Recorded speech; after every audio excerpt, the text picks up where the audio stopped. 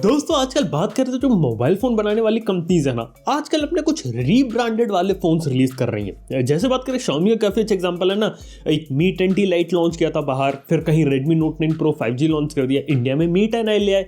ऐसे ही आपकी Realme करती रहती है, काफी सारे फोन बाहर किसी दूसरे नाम से लॉन्च करती है, इंडिया में किसी दूसरे नाम से लॉन्च करती है।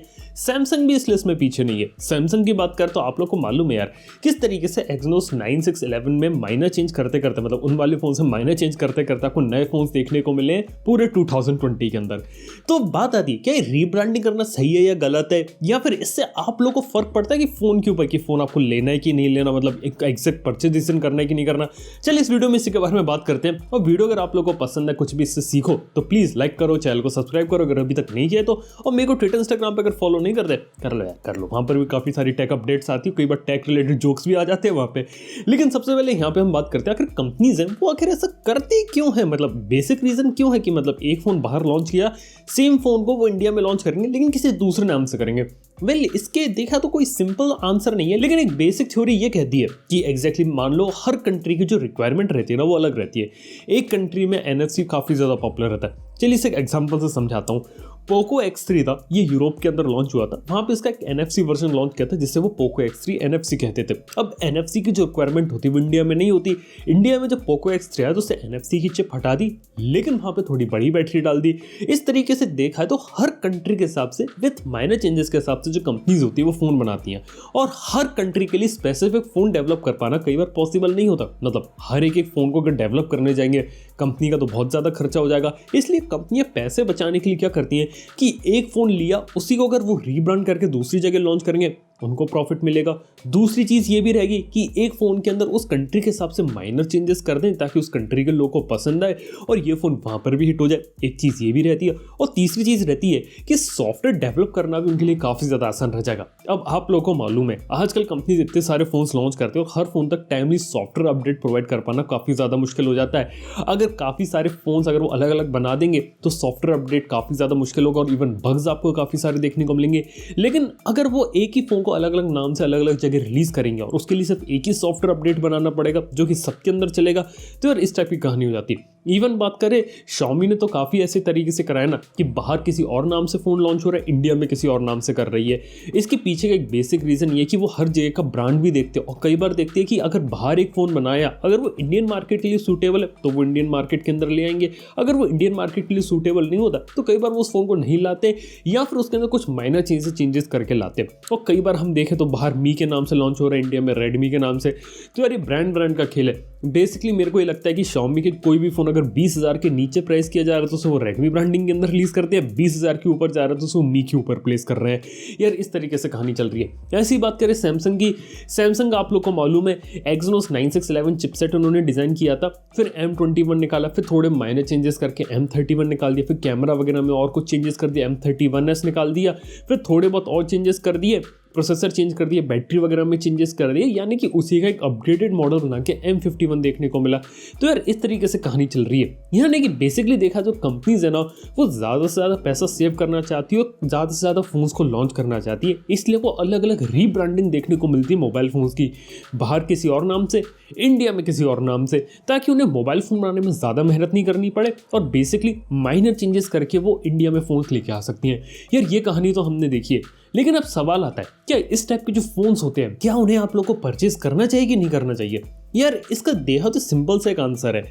अब मैं सब लोगों को एक कंज्यूमर के पर्सपेक्टिव से बता रहा हूँ, यानी कि एक बायर जो मार्केट में निकला या फिर ऑनलाइन फोन खरीदना चाहता है तो उसको इस बात से फर्क नहीं पड़ना चाहिए कि फोन रीब्रांडेड है कि नॉन रीब्रांडेड है, यानी कि ओरिजिनल है कि रीब्रांडेड है।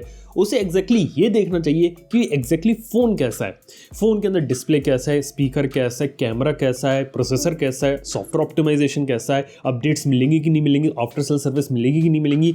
ये सारे सवाल उसे पहले पूछने चाहिए, बजाय कि ये रीब्रांडेड है या नहीं, क्योंकि देखा जाए तो रीब्रांडिंग का खेलना बहुत पहले से चल रहा है। एग्जांपल बात करें माइक्रोमैक्स की, लावा की, काफ़ी पॉपुलर इंडियन कंपनीज थी। इनके जब शुरुआत में एंड्रॉयड फोन्स आपको देखने को मिले थे, वो किस टाइप के थे? बाहर से जाते थे, किसी कंपनी से बनवा के ले आते थे, अपना लोगो लगाकर इंडिया में बेचते थे और इंडिया में लोग इन फोन्स को खरीदना पसंद भी करते थे। बेसिक रीजन ये था कि उस समय इंडिया में कॉम्पिटिशन कम था और आपको उतने पैसे में एक अच्छी वैल्यू फॉर मनी वाला फोन दूसरी कंपनी की तरफ से देखने को मिलता नहीं था। इसलिए 2014 में माइक्रोमैक्स नंबर 1 पे आ गई थी। अब आज के समय में यही कहानी है। आज के समय आप ये देखो, कोई फोन अगर आपको मिल रहा है ना, उसके अंदर आपको क्या वैल्यू फॉर मनी मिल रही है। अगर वो आपको वैल्यू फॉर मनी मिल रहा है, अगर उसके अंदर अच्छी स्पेसिफिकेशन मिल रही है, सॉफ्टवेयर सपोर्ट अच्छा मिल रहा है, कैमरा अच्छा, डिस्प्ले अच्छा, अगर सारी चीज़ अगर आपकी जरूरत के हिसाब से सही है, डेफिनेटली आप उस फोन को परचेज करो। लेकिन कभी ऐसे रिजेक्ट मत करो कि वो रीब्रांडेड है, क्योंकि हो सकता है कि ओरिजिनल फोन आपको जो देखने को मिल रहा है शायद किसी दूसरी कंपनी का, वो शायद उतनी अच्छी क्वालिटी प्रोवाइड ना कर पाए। और रीब्रांडिंग का एक फायदा ये भी रहता है कि एक फोन बाहर किसी कंट्री में लॉन्च किया, वो फोन वहां पे हिट हो गया, इसलिए वही सक्सेस का जो फॉर्मूला वो रिपीट करने वाली, यानी कि एक अच्छा फोन वो बना चुके हैं और उसी अच्छे फोन को वो ला रहे हैं। एक कहानी तो हो जाती है। और कई बार ऐसा होता है कि रीब्रांडेड वाला फोन है, लेकिन अगर क्वालिटी अच्छी नहीं मिल रही, डेफिनेटली अवॉइड करो। यानी कि फोन के अंदर आपको क्वालिटी चेक करनी चाहिए, एग्जैक्टली आपको चीज क्या देखने को मिल रही है।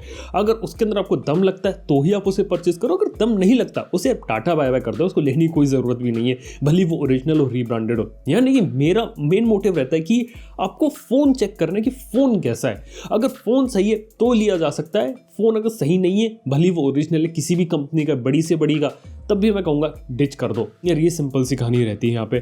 तो देखा तो बेसिकली जो कंसेप्ट रहता है रीब्रांडिंग वगैरह का, तो ये रहता है आने वाले समय हो सकता है कंपनी जैसा और करने की कोशिश करे। और कई बार ये फायदा भी रहता है कि रीब्रांड करके कोई कंपनी अगर अपना फोन लेके आते हैं ना, उसमें आपको ज्यादा अच्छी वैल्यू फॉर मनी मिल जाती है। एक एग्जाम्पल बताऊं, Redmi Note 9 Pro और Poco M2 Pro दोनों काफ़ी ज़्यादा सिमिलर फ़ोन थे, लेकिन पोको M2 Pro के अंदर अच्छी स्पेसिफिकेशन कम प्राइस के अंदर मिल रही थी और एड्स देखने को नहीं मिल रहे थे, इसलिए काफ़ी सारे लोगों ने पोको को लेना पसंद किया। तो इस कुछ केसेस के अंदर वहाँ पे आपको ज़्यादा अच्छी वैल्यू फॉर मनी मिल जाती। और मान लीजिए 2 आइडेंटिकल फ़ोन्स अगर आपके सामने आ गए, तो आप खुद देखो ना कि आपको जो चीज़ सस्ते में मिल रही है आप उसके ऊपर जाओ। सिंपल सी कहानी ये हो जाती है। तो यार पीछे की कहानी ये पूरी हो जाती है। आने वाले समय में इस टाइप की चीज़ें और देखने को मिलेंगी, लेकिन मैं हर किसी से कहना चाहूँगा कि at the end of the day कोई भी प्रोडक्ट लेने से पहले एग्जैक्टली फोन को देखो। यानी कि M सीरीज F सीरीज के अंदर भी आपको सिमिलर चिपसेट तो देखने को मिल रहा था। हम रीब्रांडिंग वगैरह कह सकते हैं विद माइनर चेंजेस के साथ, लेकिन ये बात भी तो माननी पड़ेगी कि माइनर चेंजेस करते करते कई बार बड़े चेंजेस हो जाते हैं। यानी कि M21 से लेके M51 तक फोन जो है वो काफ़ी ज़्यादा ट्रांसफॉर्म हो गया, जिसके अंदर कैमरा, बैटरी, डिस्प्ले सबके अंदर काफ़ी ज़्यादा इंप्रूवमेंट हो गए, इवन प्रोसेसर भी अपग्रेड देखने को मिला। तो यार इस तरीके से भी कहानियाँ चल रही है। तो यार जाते जाते मेरा आप लोगों से सिर्फ यही एक मैसेज है, किसी भी फ़ोन को मतलब इस तरीके से जज मत करो कि वो रीब्रांडेड है या ब्रांडेड नहीं है। इस टाइप की कहानियाँ चलती रहेंगी। कोई भी फ़ोन अगर लेने वाले हो ना, तो हमेशा ये देखो कि आपकी ज़रूरतों को वो फिल कर रहा है कि नहीं कर रहा। अगर आपको पसंद आ रहा है, आपकी ज़रूरत को फिल कर रहा है, आपके बजट में आ रहा है, तो ही यार उस फ़ोन के ऊपर जाओ। यार ये काफ़ी अच्छी बात होगी। यानी कि प्रोडक्ट को देखो, ना कि पीछे के ब्रांड नेम को देखो। आज के समय में तो ये जो कहानी ना वो काफ़ी ज़्यादा चल रही है।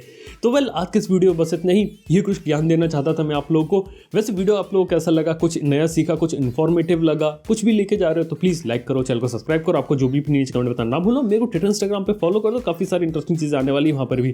थैंक यू वीडियो देखने के लिए। मैं आप सुनता नेक्स्ट वन में। Good bye.